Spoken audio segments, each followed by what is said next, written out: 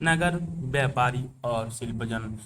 एक मध्य युगनी नगर की यात्रा पर आया कोई यात्री उस नगर के बारे में कैसी आकांक्षाएं रखता होगा, यह इस बात पर निर्भर करता है कि वह नगर किस प्रकार का था। क्या वह एक मंदिर नगर था, या एक प्रशासनिक केंद्र, एक वाणिज्य शहर, एक पतन नगर, अथवा किस अन्य प्रकार का शहर था। वस्तुतः कई नगर तो एक साथ अनेक प्रकार के थे।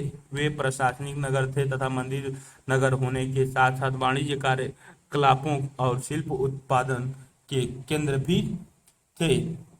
ये मानचित्र मध्य और दक्षिण भारत में व्यापार और शिल्पकारी उत्पादन के कुछ प्रमुख केंद्र, काबुल, नीचे गंगा नदी, यमुना नदी के बगल में वृंदावन, पुष्कर, अजमेर, मुर्शिदाबाद, कलकत्ता, अहमदाबाद, सोमनाथ, सूरत, बम्बई, बरार, बीदर, बीजापुर, गोलकुंडा, अरब सागर के बगल में हम्पी, कृष्णा नदी, कालामपुरम, सवाई तिरुपति, कंचीपुरम, मद्रास, तिरुवंतमलाई, महाबलीपुरम, कावेरी नदी के बगल में मैदूर, गुरुवायूर, तंजौर, लक्षद्वीप, इधर मुसलीपट्टनम बंगाल की खाड़ी से सटा हुआ, अंडमान निकोबार और द्वीपों समूह, नीचे हिंद महासागर।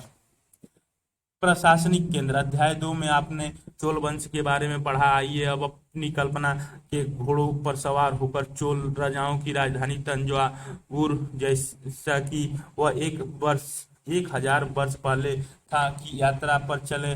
वर्ष में 12 महीने बहने वाली कावेरी नदी इस सुंदर नगर के पास बहती है।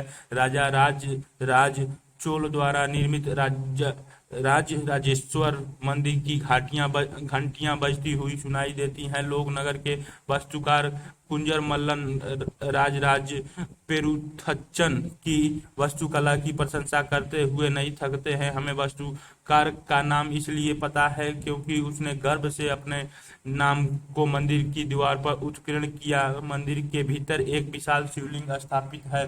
इस मंदिर के अलावा नगर में अनेक राजमहल हैं जिनमें कई मंडप बने हुए हैं। राजा लोग इन मंडपों में अपना दरबार लगाते हैं। यही इसे वे अपने अधीनस्थों के लिए आदेश जारी करते हैं। नगर में सैन्य शिविर भी बने हैं। नए नगर उन बाजारों की हलचल से भरा हुआ है जहां अनाज, मसालों, कपड़ों और आभूषणों की बिक्री हो रही है। नगर के लिए जल की आपूर्ति कुओं और तालाबों से होती है। तंजावुर और उसके निकटवर्ती नगर उरयूर के शालीय बुनकर मंदिर के उत्सव के लिए झंडे, झंडियां बनाने का कपड़ा, राजा और अभिजात वर्ग के लिए बढ़िया सूती वस्त्र और जन साधारण के लिए मोटी सूती वस्त्र तैयार कर रहे हैं। यहाँ से कुछ दूरी पर स्वामी मलाई में स्थापित अथवा मूर्तिकार उत्तम कांस्य मूर्तियां तथा लंबे सुंदर घंटा घंटा धातु के दीप बना रहे हैं। आपके मत में लोग तंजावुर को एक महान नगर क्यों मानते हैं? मंदिर नगर और तीर्थ केंद्र, तंजावुर एक मंदिर नगर का भी उदाहरण है। मंदिर नगर नगरीकरण का एक अत्यंत महत्वपूर्ण प्रक्रिया प्रस्तुत करते हैं। नगरीकरण नगरों के विकास की प्रक्रिया है। मंदिर अक्सर समाज और अर्थव्यवस्था दोनों के लिए अत्यंत महत्वपूर्ण होते हैं। शासक विभिन्न देवी देवताओं के प्रति अपना भक्ति भाव दर्शाने के लिए मंदिर बनाते हैं। वे मंदिरों को भूमि और धन अनुदान में देते थे, जिनकी आय में धार्मिक अनुष्ठान विधि विधान से संपन्न किए जाते थे। तीर्थ यात्रियों तथा पुरोहितों पंडितों को भोजन कराया जाता था और पर्व मनाए जाते थे। मंदिर के दार्शनिक भी दान दक्षिणा दिया करते थे। कांस्य, घंटा धातु और लुप्त मोम तकनीकी। कांस्य एक मिश्र धातु होती है जो तांबे और रंगे टीन के मेल से बनती है। घंटा धातु में रांगे का अनुपात किसी भी अन्य किस्म के कांस्य से अधिक होता है। यह घंटे जैसी ध्वनि उत्पन्न करती है। चोल कालीन कस्य मूर्ति अध्याय 2 में देखे लुप्त मोम तकनीकी से बनाई जाती है। इस प्रविधि के अंतर्गत सर्वप्रथम मोम की एक प्रतिमा बनाई जाती है। इसे चिकनी मिट्टी से पूरी तरह कर सूखने के लिए छोड़ दिया जाता है। जब वह पूरी तरह सूख जाती थी तो उसे गर्म किया जाता था और उसके मिट्टी के आवरण में एक छोटा सा छेद बनाकर उस छेद के रास्ते सारा पिघला हुआ मोम बाहर निकाल लिया जाता था। फिर चिकनी मिट्टी के खाली सांचे में उसी छेद के रास्ते पिघला हुआ धातु भर दिया जाता था। जब वह धातु ठंडी होकर ठोस हो जाती थी तो चिकनी मिट्टी के आवरण को सावधानी पूर्वक हटा दिया जाता था और उसमें से निकली प्रतिमा को सफाई करके चमका दिया जाता था। आपके विचार में इस प्रविधि के प्रयोग के क्या क्या लाभ थे? चित्र एक, कांस्य मूर्ति जिसमें कृष्णा को नाग राक्षस कालिया को काबू करते दिखाया गया है। मंदिर के कर्ता धर्ता मंदिर के धन को व्यापार और साहूकारी में लगाते थे। सैन्य समय के साथ बड़ी संख्या में पुरोहित, पुजारी, कामगार, शिल्पी, व्यापारी आदि मंदिर तथा उसके दार्शनिकार्थों और तीर्थयात्रियों की आवश्यकताओं को पूरा करने के लिए मंदिर के आसपास बसते गए। इसी प्रकार मंदिर नगरों का विकास हुआ। इसी रीति से मंदिर के चारों ओर अनेक नगरों का आविर्भाव हुआ, जैसे मध्य प्रदेश में भिल्ली, स्वामीन, भिलसा या विदिशा और गुजरात में सोमनाथ। कुछ अन्य महत्वपूर्ण मंदिर नगर तमिलनाडु में कंचीपुरम और तथा मुंदर और आंध्र प्रदेश में तिरुपति। तीर्थ स्थल भी धीरे धीरे नगरों के रूप में विकसित हो गए। वृंदावन उत्तर प्रदेश और तिरुवन्नामलाई तमिलनाडु जैसे ऐसे नगरों के दो उदाहरण है। अजमेर राजस्थान 12वीं शताब्दी में चौहान राजाओं की राजधानी था और आगे चलकर मुगलों के शासन में वह सूबा मुख्यालय बना।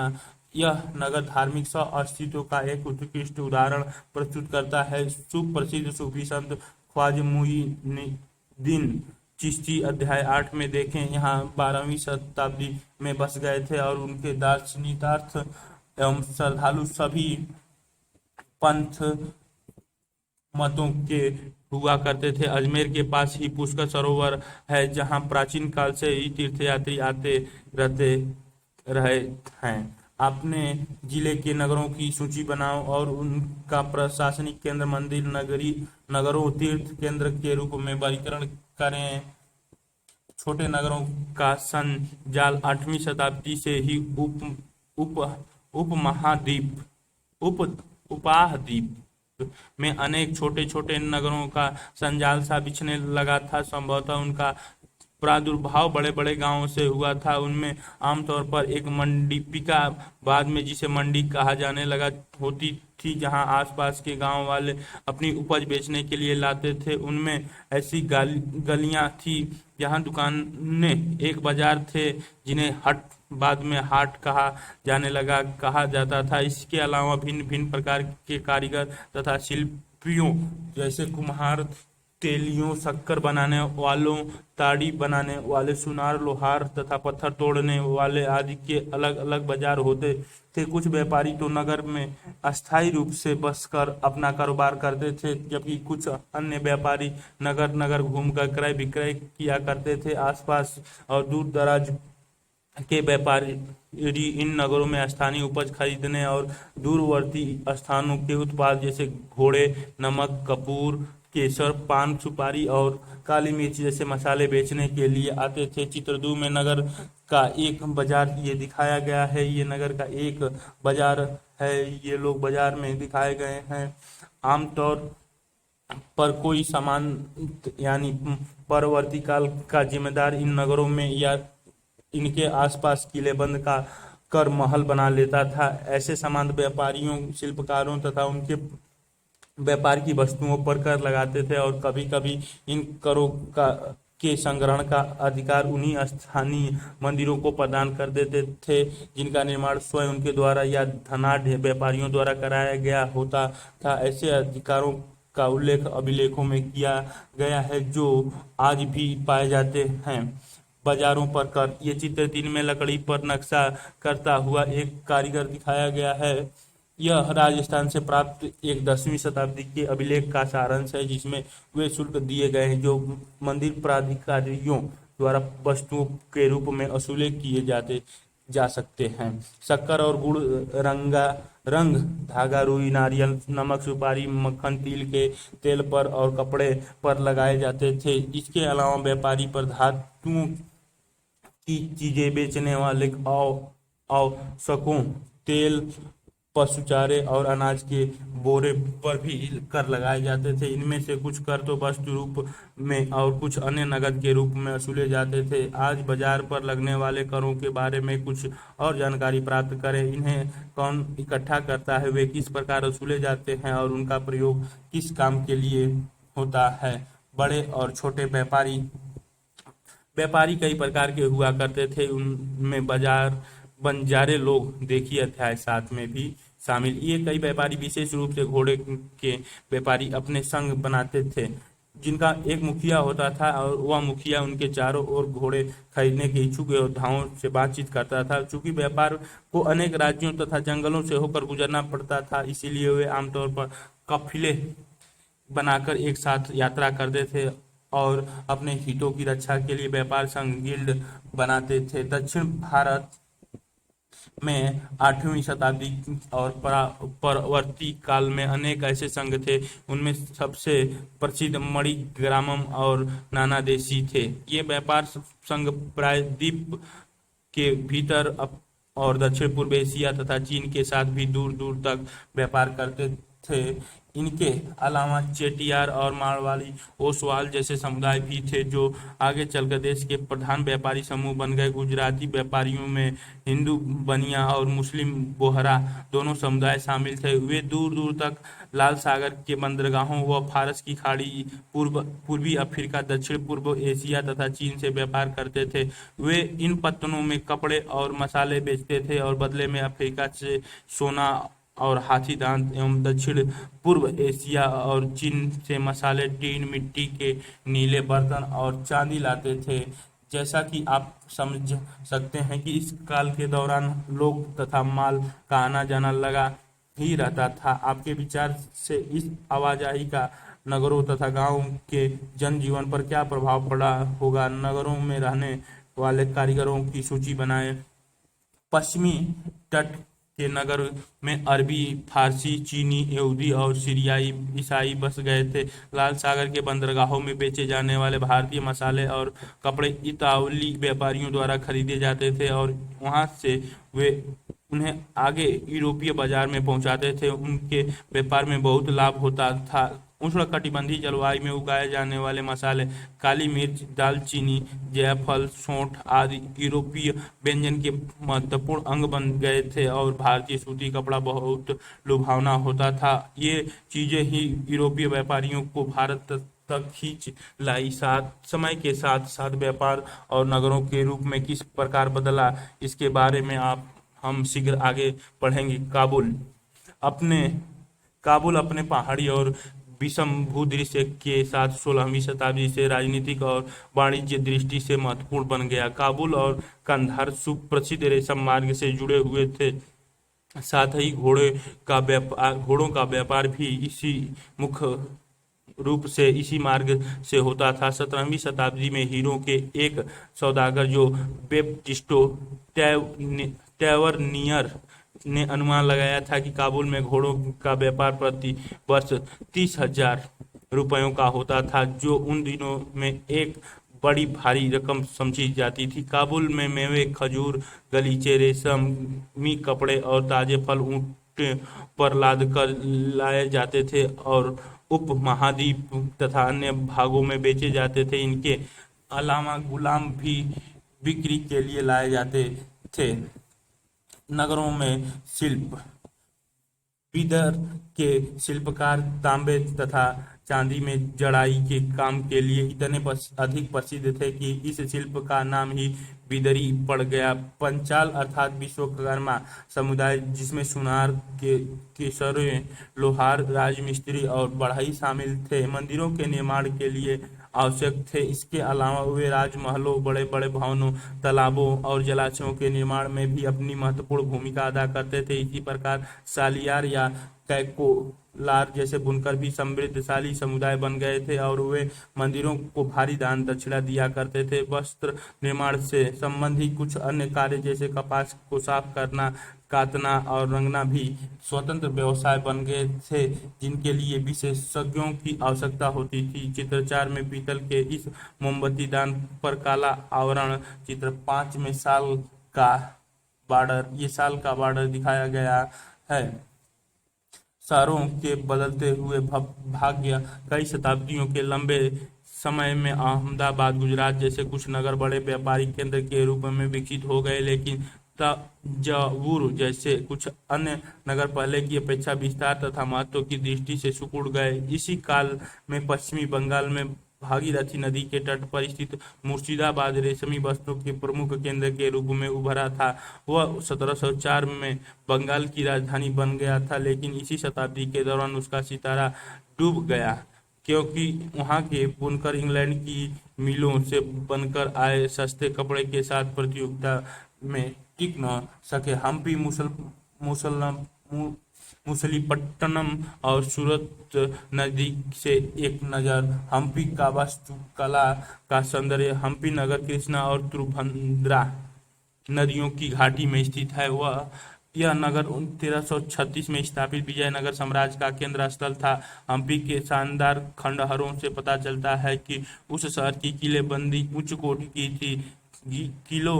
किले की दीवारों के निर्माण में कहीं भी गारे चूने जैसी किसी भी जोड़ने वाले मसाले का प्रयोग नहीं किया गया था और शिलाखंडों को आपस में फंसाकर गूंथा गया था। हम्पी, चित्र 6 में हम्पी के अहाते की टूटी हुई दीवारों से बुर्ज का दृश्य, ये दृश्य दिखाया गया है।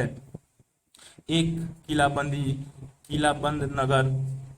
एक पुर्तगाली यात्री डोमिंगो पेज ने 16वीं शताब्दी में हम्पी नगर का वर्णन इस प्रकार किया: गोवा से आने वाले लोग जिस प्रवेश द्वार से गुजरते हैं, उस द्वार के भीतर राजा ने एक अत्यंत सुदृढ़ प्राचीरबद्ध नगर बसाया रखा है, जो दीवारों और बुर्जों से सुरक्षित है। ये दीवारें अन्य नगरों की दीवारों जैसी नहीं हैं, बल्कि बहुत मजबूत राजगीरी का एक ऐसा नमूना है जो अन्य भागों में बहुत कम देखने को मिलेगा। इसके भीतर उसी रीति से बनाए गए भवनों की अत्यंत सुदूर कतारें हैं, जिनकी छतें सपाट चपटी हैं। आपके विचार से यह नगर किलेबंद क्यों था? अपने शासन काल में विजयनगर के शासकों ने जलाशयों एवं नहरों के निर्माण में काफी रुचि ली। मालदेवी नदी के ऊपर 1.37 किमी लंबे मिट्टी के बांध वाले अंतर्राज्य सागर जलाशय का निर्माण हुआ। कृष्णदेव राय ने 2 पहाड़ियों के बीच एक विशाल प्रस्तर बांध का निर्माण विजयनगर के निकट एक विशाल झील के निर्माण के लिए किया, जहां से जल को जल सेतु और नगरों द्वारा बगीचों और खेतों तक सिंचाई के लिए पहुंचाया जाता था। हम्पी की वास्तु कला विशिष्ट प्रकार की थी। वहां के शाही भवनों में भव्य मेहराब और गुंबद थे। वहां स्तंभों वाले कई विशाल कक्ष थे, जिनमें मूर्तियों को रखने के लिए आले बने हुए थे। वहां सुनियोजित बाग बगीचे भी थे, जिनमें कमल और तोड़ों की आकृति वाला मूर्ति कला के नमूने थे। 15वीं-16वीं शताब्दी में अपने समृद्ध काल में हम्पी कई वाणिज्य और सांस्कृतिक गतिविधियों से गुंजयमान रहता था। उन दिनों हम्पी के बाजारों में मुस्लिम सौदागर, चोटियों और पुर्तगालियों जैसे यूरोपीय व्यापारियों के एजेंटों का जमघट लग रहा था। चित्र 7 में हम्पी के विट्ठल मंदिर का पत्थर का बना रथ दिखाया गया है। मंदिर सांस्कृतिक गतिविधियों के केंद्र होते थे और देवदासियां विरूपाक्ष शिव मंदिर के अनेक स्तंभ वाले विशाल कक्षों में देव प्रतिमा, राजा तथा प्रजनों के समक्ष नृत्य किया करती थी। महानवमी पर्व, जो आज दक्षिण में नवरात्रि पर्व कहलाता है, उन दिनों हम्पी में एक अत्यंत महत्वपूर्ण पर्व माना जाता था। पुरातत्वविदों ने उसे महानवमी पंच की खोज निकाला है, जहां राजा अपने अतिथियों का स्वागत सत्कार ये चित्र में सत्कार करता था और अधीनस्थ व्यक्तियों से न नजराने उपहार लिया करता था, वही विराजमान होकर राजा नृत्य एवं संगीत तथा मल्ल युद्ध के कार्यक्रम भी देखा करता था। 1565 में दक्कनी सुल्तान गोलकुंडा, बीजापुर, अहमदनगर, बरार और बीदर के शासकों के हाथों विजयनगर की पराजय के बाद हम्पी का विनाश हो गया। वाणिज्य केंद्र एक ऐसा स्थान जहां विभिन्न उत्पाद केंद्रों से आने वाला माल खरीदा और बेचा जाता है। सूरत पश्चिम का प्रवेश द्वार। सूरत मुगल में कैबे, आज का खंबात, और कुछ समय बाद के अहमदाबाद के साथ साथ गुजरात में पश्चिमी व्यापार का वाणिज्य केंद्र बन गया। सूरत और मुझ की खाड़ी से होकर पश्चिमी एशिया के साथ व्यापार करने के लिए मुख्य द्वार था। सूरत को मक्का का प्रस्थान द्वार भी कहा जाता था, क्योंकि बहुत से हज यात्री जहाज से यहीं से रवाना होते थे।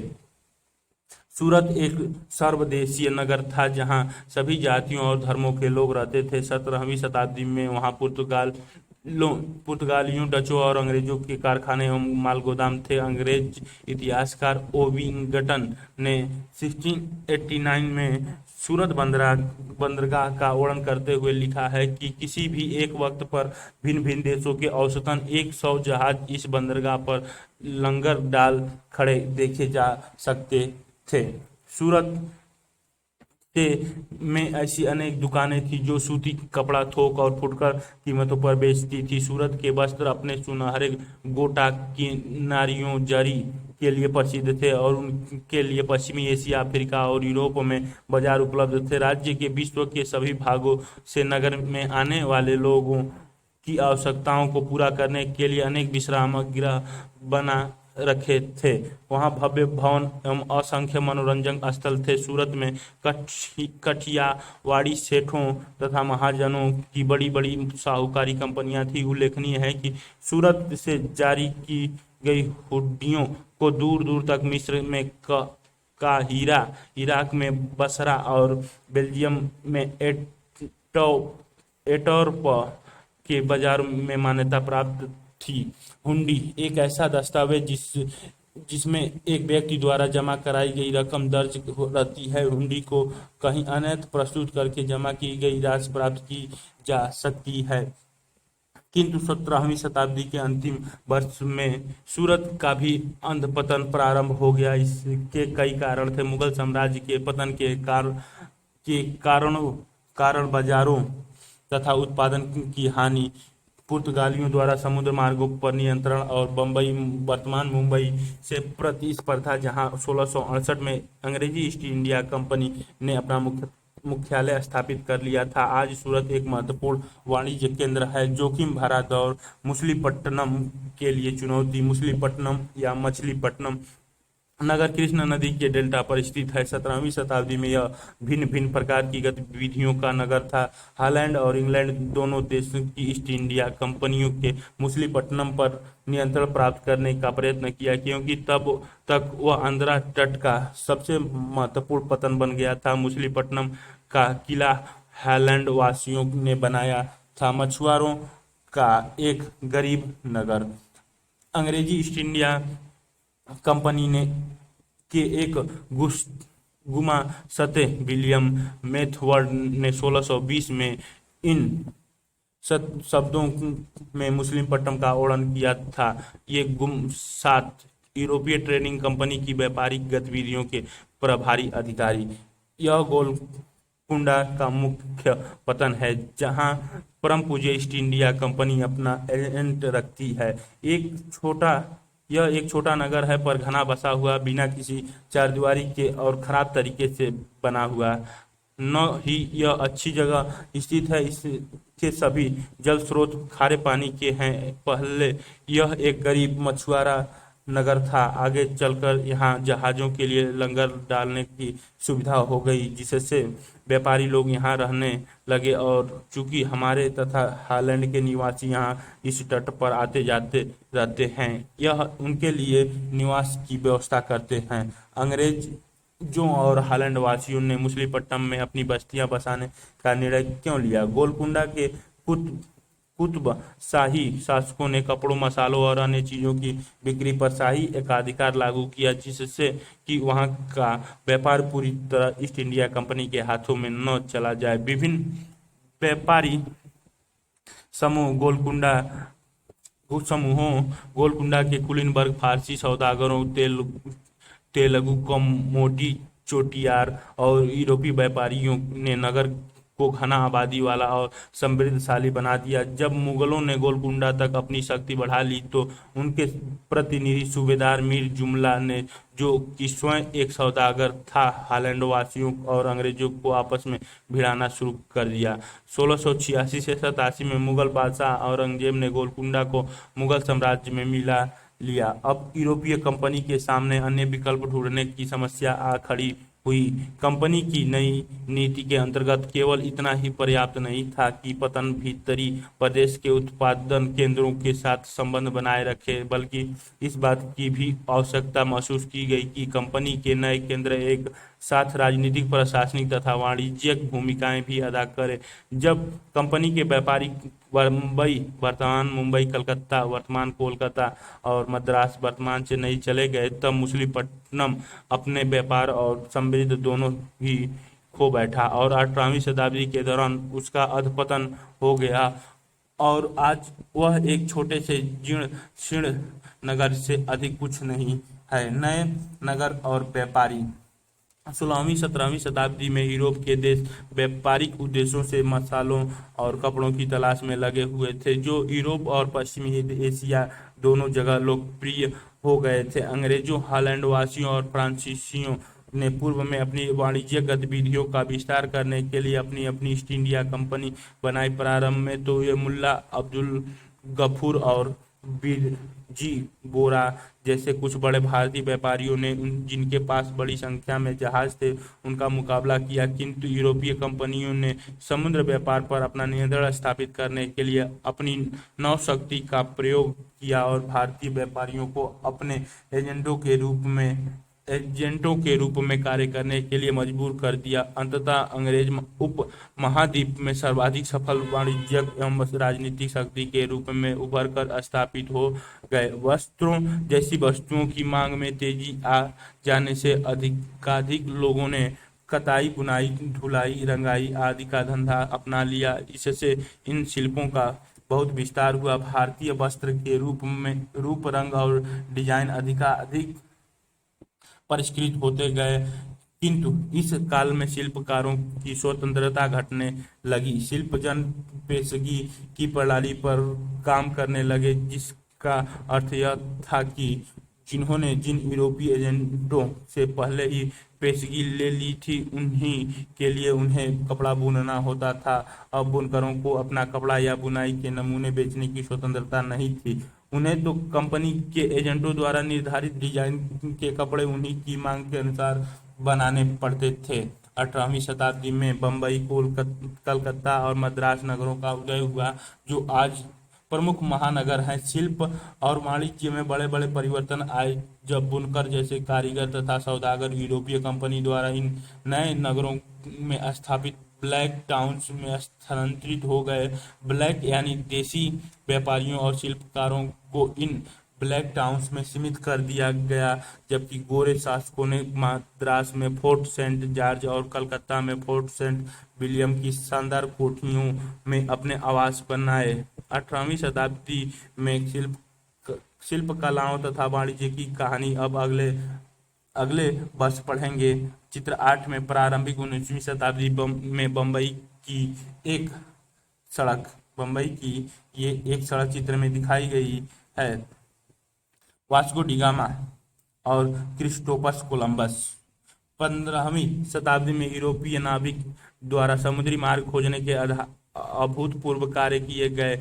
उनमें से अनेक नाविक भारतीय उपमहाद्वीप तक पहुंचने का मार्ग खोजने और मसाले प्राप्त करने की इच्छा से प्रेरित थे। पुर्तगाली नाविक वास्को डी गामा अटलांटिक महासागर के साथ साथ यात्रा करते हुए केप ऑफ गुड होप से निकलकर और हिंद महासागर को पार करके भारत पहुंचा। उसे अपनी पहली यात्रा को पूरा करने में 1 वर्ष से भी अधिक समय लगा। वह 1498 में कालीकट पहुंचा और अगले वर्ष पुर्तगाल की राजधानी लिस्बन लौट गया। इस समुद्री यात्रा के दौरान उसके 4 में से 2 जहाज नष्ट हो गए थे और 170 यात्रियों में से केवल 54 ही जीवित बचे। इन प्रत्यक्ष खतरों के बावजूद जो मार्ग खोजे गए वे अत्यंत लाभकारी सिद्ध हुए और उसके बाद तो अंग्रेजी, हॉलैंडवासी और फ्रांसीसी नाविकों ने भी उसका अनुसरण करना प्रारंभ कर दिया। चित्र 9 में वास्को डी गामा दिखाया गया है। भारत पहुंचने के लिए समुद्री मार्गों की खोज एक अन्य शुभ परिणाम निकला जिसकी किसी को आशा नहीं थी। एक इटलीवासी क्रिस्टोफर कोलंबस ने भारत पहुंचने का मार्ग खोजने के लिए अटलांटिक महासागर को पार करके पश्चिम की ओर यात्रा करने का निश्चय किया। उसका सोचना था कि चूंकि पृथ्वी गोल है, इसीलिए वो पश्चिम की ओर से भी भारत पहुंच सकता है। वह 1492 में वेस्टइंडीज के तट पर पहुंचा। वेस्टइंडीज का नाम इसी भ्रांति के कारण पड़ा।